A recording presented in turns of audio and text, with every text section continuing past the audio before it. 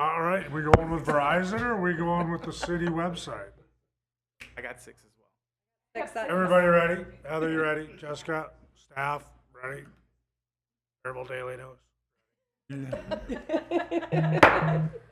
We will call the February 11th, 2025 meeting to order. First item is roll. Councilmember Barnes. Booyah. Here. Ross. Rowan. Ben Sluice. Steele. Mayor Spooner. Here.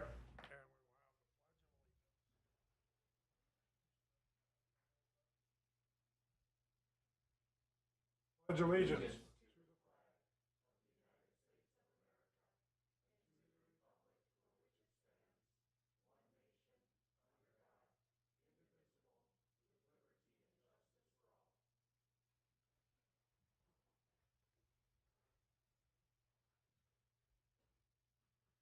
Moving on, item number 2, approval of the agenda.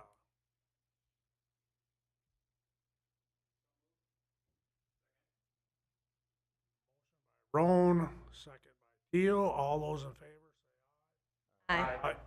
Opposed? Motion passes. Presentation introductions, we have none. Approval of the minutes of January 28th, 2025 City Council meeting and the February 4th, 2025 special City Council meeting.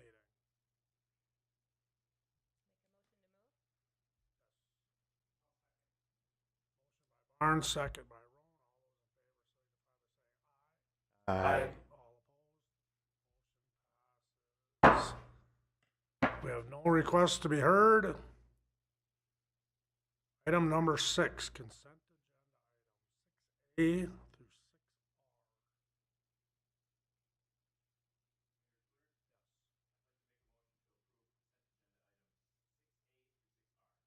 Second.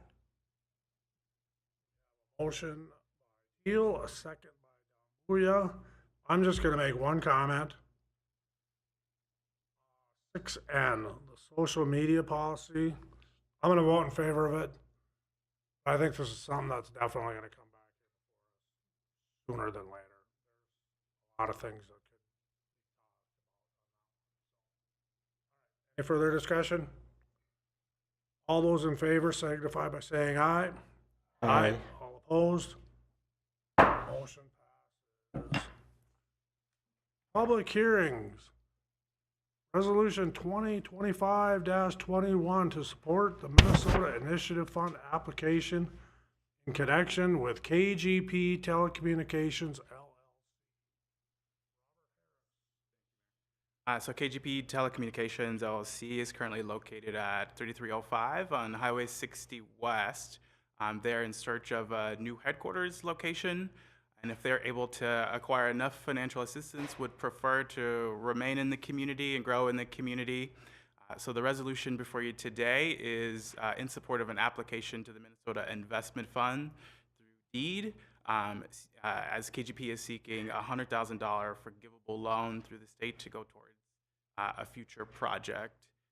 You have previously approved a similar resolution, but they were working on a different site, and the application materials have changed.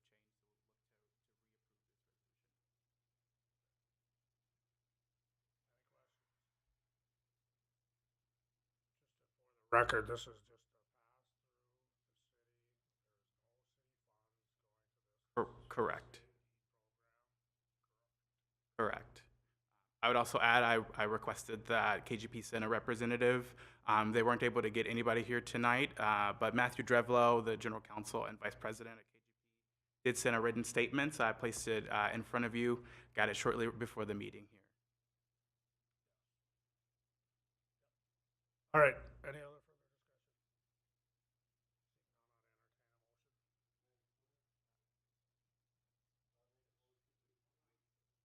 discussion? Oh, this is a public. Open the public hearing.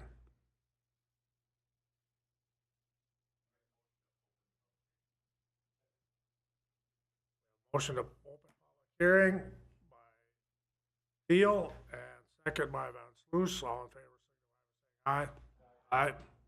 We are now in public hearing. Now, Peter. Oh, we gotta close the Gotta public close this hearing. public hearing. Motion to close the public hearing. By Van Sluis, second by Thiel. Aye. We are out of public hearing. Now, Peter.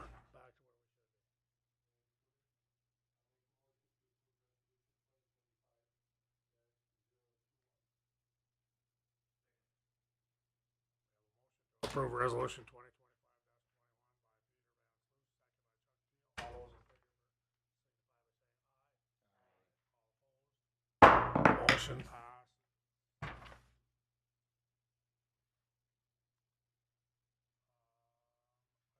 Number E, resolution 2025-23, declare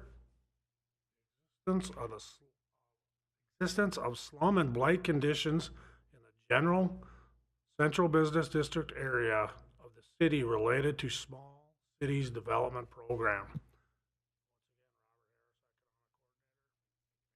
At a previous meeting, the council did amend the spend plan for the Small Cities Development Program income.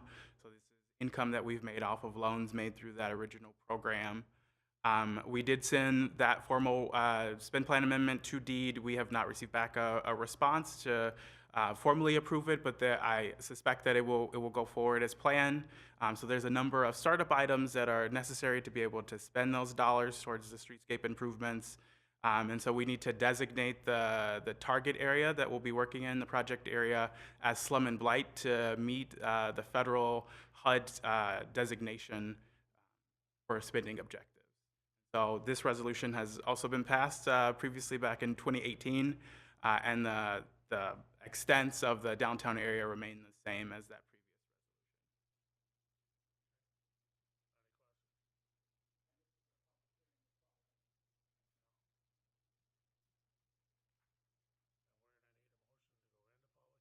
Once again, for everyone, all my years involved with council,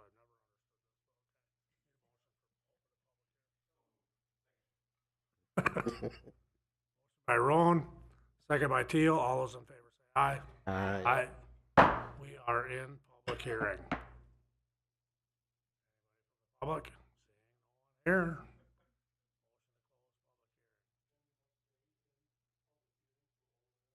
Oh, everyone on me gotta go in and out, right? And then the last one, we're gonna do all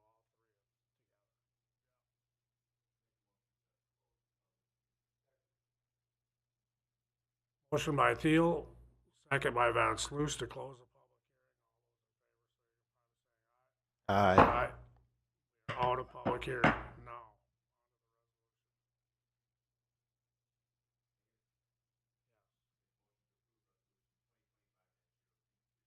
Second.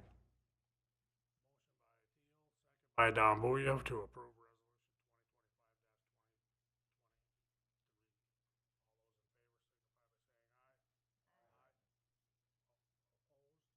2025-20. Motion passes. Now, item C, approval associated with the redevelopment of grant application on 924 First Street North. ThinkBiz LLC, which is an entity operated by Rebound Real Estate Group, has approached the city asking for assistance applying for a redevelopment grant through deed. They approached us fairly last minute with the application deadline being February 3rd. We were able to pull something together and request an extension from the state. So we are able to turn into some materials through February 12th, so tomorrow morning. So there are three resolutions before you that, and I'll briefly explain what they do. The first resolution establishes the property at 924 First Street Northeast as substandard, and says that we meet the state statute for designating that property as blighted and substandard. It also specifies that the property meets the requirements to be in a future redevelopment TIF district. These resolutions do not approve any TIF funds or open the district. That would have to be done with a separate application and a request from the developer, but simply stating that if they do move forward with demolishing the building, that we have a time limit of 5 years to establish a redevelopment TIF district. The last two resolutions are simply the support for the application to be able to formally submit it to deed, as well as a commitment of a local match. So the city is the applicant on this grant, and it requires a 50% local match. The developer has committed to providing that 50% project equity, and there's a commitment letter attached to the resolution. So there'll be no city funds outside of staff time put towards this project.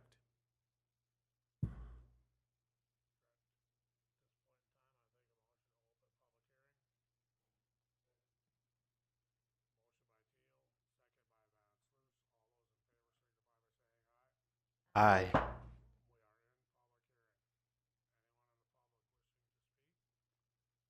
Seeing no one come forward, I will take a motion to close the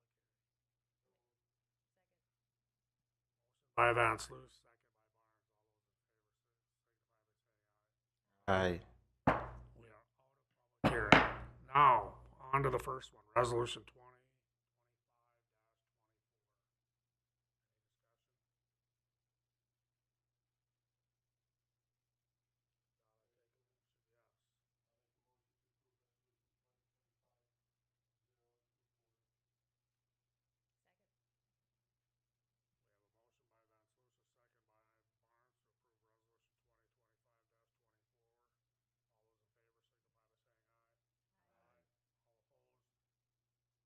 Motion passes. On to item number 2,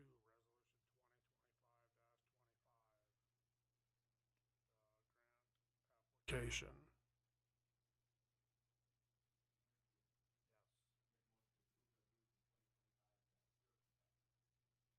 Second. Motion by Teal, second by Dambuya. All those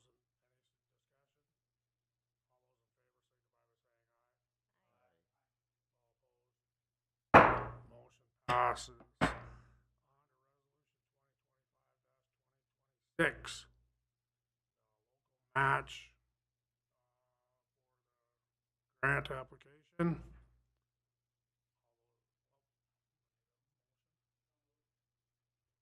Second. By Dambuya. All those in favor signify by saying Aye. aye. Motion passes.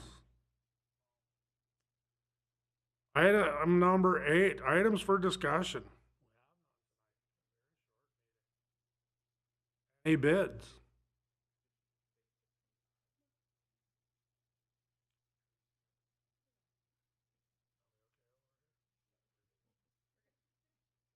Boards, commissions, and reports. I just have a few things to share. So tomorrow at 10 a.m. at Buckham West is our first council chat, and I know there's been some questions of why are we trying to connect with the community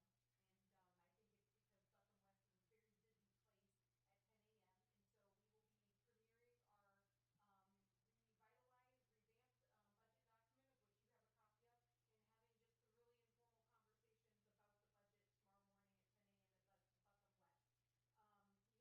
10 a.m. We have identified a time and location for Wednesday, March 12th, but we are open to any suggestions. And then Heather says I'm going to curse us, but I feel pretty confident in saying that as of right now, we do not have any items for a work session on the 18th, and so I would forecast that we're not going to have a work session on the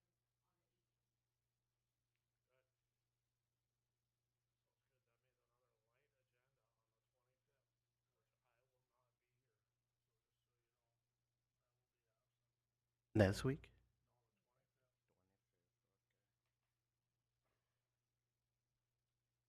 Boards, commission reports, anything else? Okay, we had discussion last week about an upcoming program at the library. Educational program.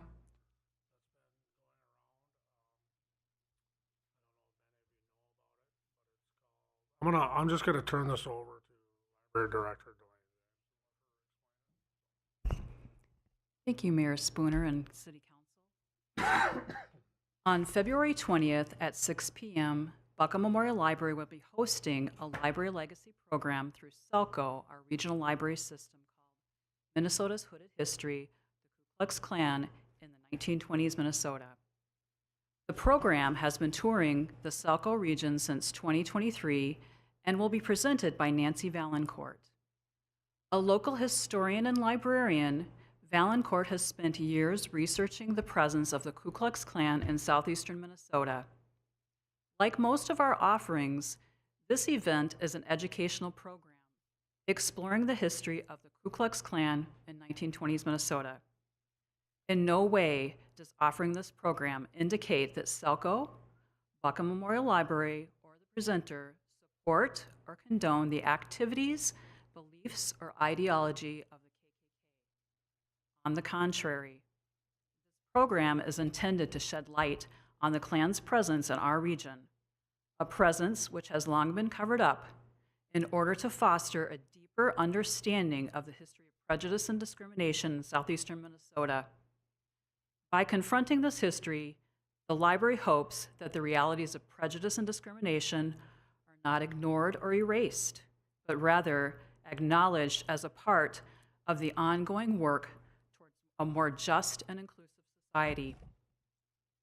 The library strives to serve the public with a wide-ranging educational topics and interests. We know and we accept that we play a role in furthering the cohesiveness of our community.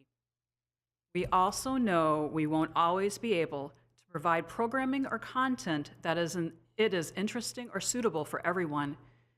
That's okay, because we all have different beliefs, understandings, and opinions.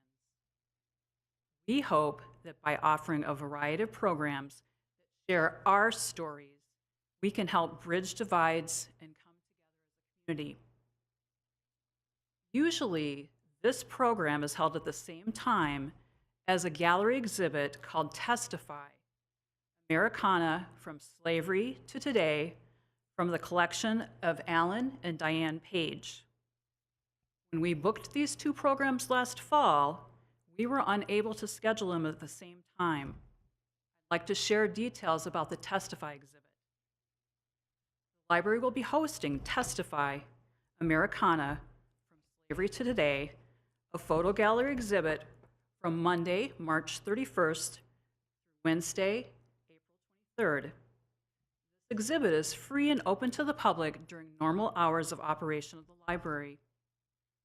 Former Minnesota Supreme Court Justice and NFL Hall of Famer Justice Alan Page and his family are again presenting this impactful exhibit of African American art and artifacts originally presented at the Hennepin County Library in 2018.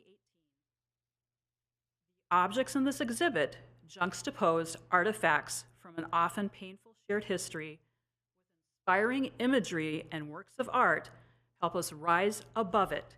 The late Diane Sims Page said of the collection that she started, she hoped that by coming to grips with our past, we can come together in the future. Buckham Memorial Library hopes that you will all join us for each of these important programs. Council, are there any questions? Not really from us. I think thank you for coming to clarify this because we saw some people were very concerned about why the program is in February, since February is federally, recognized Black History Month. So a lot of people were concerned about that. A couple of people reached out to me as well. Told them that at the time that I never had much information on that. Then I would try to reach out to the city administrators and when necessary to the library director to see what's going on with that. So I just want to take this time to say thanks for coming to clarify this.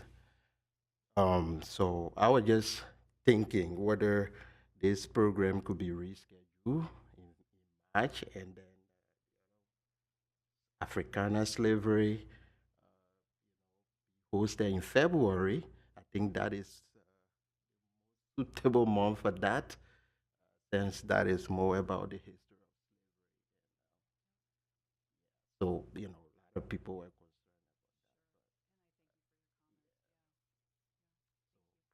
Thanks for clarifying.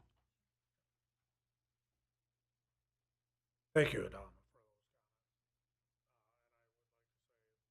staff at the library. This is very much an educational program,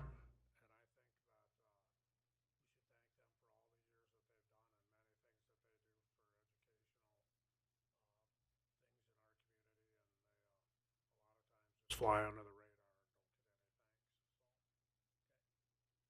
radar. Right?